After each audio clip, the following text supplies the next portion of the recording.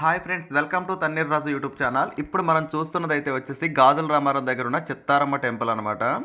ఇక్కడైతే మనకి తెలుసు కదా, ప్రతి సంక్రాంతి పండగ అయిపోయిన తర్వాత అయితే ఇక్కడ అంగరంగ వైభవంగా జాతర అయితే జరుగుతుంది. 8 రోజులు అయితే ఉంటుంది. అలాగే ఈ 2026 కూడా 23వ తారీఖు స్టార్ట్ అయ్యి 30వ తారీఖు తోటి ఎండ్ అయిపోతుంది అనమాట. ఈ జాతరకైతే మనకి హైదరాబాద్ నలుమూలల నుండి కూడా బస్సులు అయితే ఉంటాయి అన్నమాట ఈ 8 రోజులు ఇక్కడికి రావడానికి. ఇక్కడ స్పెషల్ ఏంటంటే ఈ 8 రోజుల్లో ఏదైతే ఆదివారం వస్తుందో ఆ రోజు మాత్రం అసలు చాలా బాగుంటుందన్నమాట. చూడడానికి 2 కళ్ళు సరిపోవన్నమాట. జాతర ఎక్సలెంట్‌గా ఉంటుంది. మనకి ఇక్కడే గాజుల రామారం విలేజ్‌లో ఇంకో చిన్న టెంపుల్ అయితే ఉంటుంది. అక్కడి నుంచి మనకి అమ్మవారిని రథం మీద తీసుకొస్తారనమాట. అక్కడి నుంచి ఇంకొక అమ్మవారు వస్తారు ఈ టెంపుల్ దగ్గరికి. అసల చూడ్డానికైతే 2 కళ్ళు సరిపోవనమాట. డాన్సులుంటాయి. చాలా వరకు అసల మొత్తం పోతురాజు నృత్యాలుంటాయనమాట. ఇట్లా చాలా డిఫరెంట్‌గా ఉంటుంది. డీజే బెట్టయితే దద్దరిల్లిపోయిద్దనమాట. భక్తులైతే చూస్తున్నారు గదా! విపరీతంగా అయితే ఉంటారనమాట ఈ 8 రోజులు. ఎందుకంటే అంత శక్తివంతమైన టెంపుల్ అనమాట చిత్తారమ్మ తల్లి టెంపుల్. కోరిన కోరికలు తీరతాయని జనాలు చాలామంది ప్రసిద్ధనమాట. ఎక్కడెక్కడి నుంచో వస్తుంటారు. బయట నుంచి కూడా ఈ జాతర టైంలో అయితే. ఇక మీరు హైదరాబాద్‌లో ఉన్న వాళ్ళైతే మాత్రం ఈ 8 రోజుల్లో తప్పకుండా ఏదో ఒక రోజు వెళ్ళడానికైతే ప్రయత్నం చేయండి. ఇంకా ఇక్కడ చుట్టుపక్కలైతే కట్టేశారు గానీ, ఇప్పటికి పెట్టారు. ఇంకా మనకి ఒక జాతర ఎగ్జిబిషన్ అంతా చాలా బావుంటదనమాట. షాపింగ్ గానీ ప్రతి ఒక్కటి అయితే బావుంటుంది. చూస్తున్నారు గదా! ఇక్కడ బోనాలు ఎత్తేవాళ్ళు గావచ్చు, అలాగే వడిబియ్యం పోసేవాళ్ళు గావచ్చు, మొక్కులు కోడి పిల్లలు గానీ, ఇట్లా మేకపోతులు గానీ, మొక్కున్న వాళ్ళు గానీ, ఇట్లా ప్రతి ఒక్క మొక్కయితే 8 రోజుల్లో తీర్చుకుంటూ ఉంటారనమాట. చూస్తున్నారు కదా! మనమైతే టెంపుల్ లోపలికైతే వచ్చాం. లోపలికి ధ్వజస్తంభం దగ్గరైతే చూడొచ్చు. మనకి ఎలా ఉన్నారో పబ్లిక్ అంటే కంట్రోల్ చేయడం చాలా కష్టమనమాట అసల. ఈ 8 రోజులైతే అంగరంగ వైభవంగా అయితే జరుగుతుందనమాట. చాలా శక్తివంతమైన టెంపుల్ అనమాట. కోరిన కోరికలు తప్పకుండా తీరే టెంపుల్ అనమాట. ఒకసారి విజిట్ చేసి చూడండి. దీనికి సంబంధించిన వీడియోలు కూడా మనం ప్రతి సంవత్సరం చేసి పెడుతూనే ఉంటాం. మన యూట్యూబ్ ఛానల్‌లో అయితే ఉంటాయన్నమాట. మీకు ఒకటే గుర్తు, సంక్రాంతి వెళ్ళిపోయిన తర్వాత అయితే స్టార్ట్ అవుతుందనమాట. ఇక్కడ జాతర అయితే 23, 22 అట్లా వాళ్ళు తిథి, వార, నక్షత్రాలను అయితే చూసి పెడతారనమాట. చెప్పాను కదా! ఈ సంవత్సరం అయితే 23 నుంచి 30వ తారీఖు దాకా వచ్చిందనమాట. తప్పకుండా ఎవరైనా వెళ్ళాలి అనుకుంటే వెళ్ళండి. ఇక్కడ మీకు ఇంతమందిలో కూడా ఈజీగా దర్శనం అయ్యే మార్గం అయితే 2 మార్గాలుంటాయి. ఒకటి రూ. 100 టికెట్ అనమాట. మనిషికి రూ. 100 తీసుకుంటారు. ఈ టికెట్ అయితే మనం అమ్మవారి దగ్గరికైతే వెళ్తామనమాట మామూలుగా. కానీ ఎక్కడి నుంచి చూసినా పెద్ద దూరం అయితే ఏముండదు. మనిషికి రూ. 100 తీసుకుంటే కొంచెం ఫాస్ట్‌గా ఎళ్తాము. లేదు అలా మనకి ఎక్కువ లైన్‌లో నిలబడలేమనుకుంటే ఇంకొక అవకాశం అయితే ఉంది ఇక్కడ. ఒడిబియ్యం టికెట్ అయితే తీసుకోవాలి మీరు. ఒడిబియ్యం టికెట్ తీసుకుంటే రూ. 200 అయితే ఉంటుందనమాట. ఫ్యామిలీ మొత్తం వెళ్ళిపోవచ్చు. వాళ్ళైతే అక్కడ బోర్డు పెడతారు.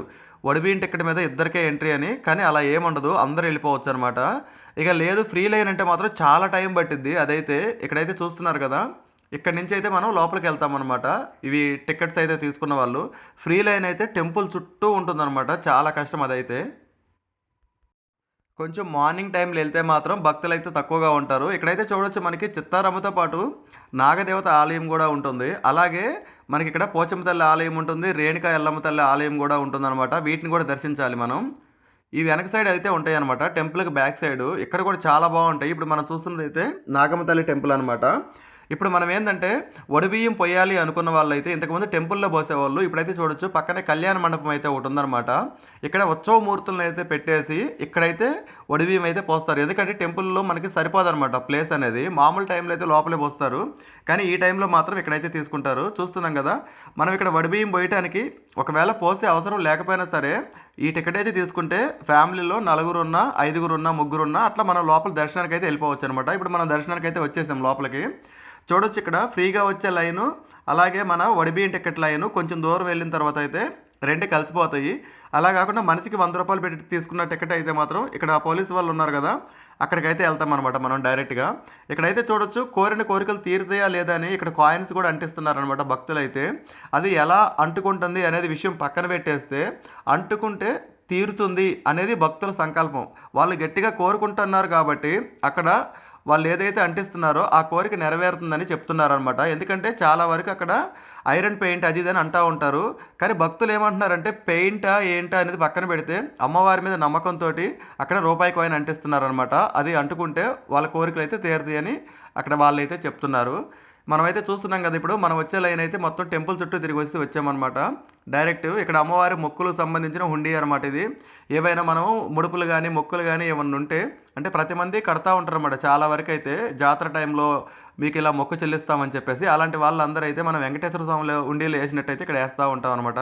చూడొచ్చు ఈ డెకరేషన్ అయితే చూడొచ్చు. అమ్మవారి దగ్గరికొచ్చిన తర్వాత అసల చాలా బావుందనమాట. 2 కళ్ళు సరిపోవు. చూస్తున్నారు కదా! మీకక్కడ ఉన్న భక్తులు వాళ్ళు రూ. 100 టికెట్ భక్తులనమాట వాళ్ళు. మనమైతే ఇంత దూరం నుంచయితే ఎళ్తాం మనం. ఒడిబియ్యం టికెట్లు అయినా సరే, లేకపోతే ఫ్రీ లైన్ అయినా సరే. లోపలికొచ్చిన తర్వాత 2 అయితే కలిసిపోతాయనమాట. కానీ ఎక్కడి నుంచి చూసామన్నది కాదు, మనసు పెట్టి చూస్తే మాత్రం అమ్మవారు చాలా బాగా అనిపిస్తదనమాట. చూడొచ్చు. ఇక్కడైతే మొత్తం అంతా అడ్డుగడ్డుగా ఉన్నారనమాట ఈళ్ళు. లేపోతే అమ్మవారు క్లియర్‌గా కనిపిచ్చేది మనకి బయటైతే. కుదిరిన ప్రతి ఒక్కళ్ళు హైదరాబాద్‌లో ఉన్న వాళ్ళందరూ ఈ జాతర టైంలో ఈ టెంపుల్‌కెళ్ళి మీ కోరికలు కోరుకోవడానికి ప్రయత్నం చేయండి. తప్పకుండా తీరుతాయనమాట. ఇక్కడైతే చూడొచ్చు పోచమ్మ తల్లి టెంపుల్ అనమాట. మనం అక్కడ దర్శనం చేసుకున్న తర్వాత అయితే భక్తులందరూ ఇక్కడికొస్తారు. ఆ తర్వాత ఈ టెంపుల్ పక్కనే మనకి రేణుకా ఎల్లమ్మ తల్లి టెంపుల్ అయితే ఉంటుందనమాట. 2 టెంపుల్స్ పక్కపక్కనే ఉంటాయి. ఇక్కడైతే కొంచెం తొందరగా దర్శనం అయిపోయిద్ది. ఎందుకంటే చిన్న టెంపుల్స్ గదా! అలా లోపలికెళ్ళేసి ఇలా తిరిగేసి వచ్చేస్తామనమాట. కానీ చాలా బాగా చేస్తారు అలంకరణ గూడా. ఈ టెంపుల్‌లో గూడా. ఇక్కడ పంతులు గారుంటారు. అసల చాలా బాగా అంటే చాలా బాగా చేస్తుంటారనమాట. అలంకారం అయితే అమ్మవారిని. చూడండి మీరెళ్ళినప్పుడు. ఈయనే పంతులు గారైతే. చాలా బాగా చేస్తారు.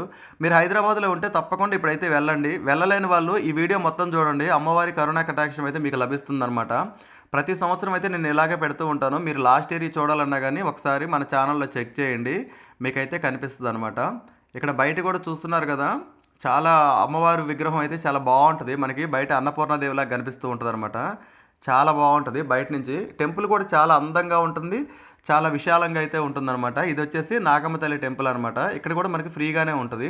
మెయిన్ మనకి చిత్తారమ్మ టెంపుల్ ఏదైతే ఉందో అక్కడ మాత్రమే ఎక్కువగా రద్దీ అయ్యేలాగా ఉంటదనమాట. ఎందుకంటే భక్తులు అక్కడ చాలా మంది అయితే ఉంటారనమాట. ఇక్కడేందంటే సింపుల్‌గా ఎళ్ళిపోవచ్చు. ఓకే. ఈ వీడియో గనుక నచ్చితే లైక్ చేయండి, షేర్ చేయండి. మన ఛానెల్‌ని సబ్స్క్రైబ్ చేసుకోండి. ఓకే. Bye friends.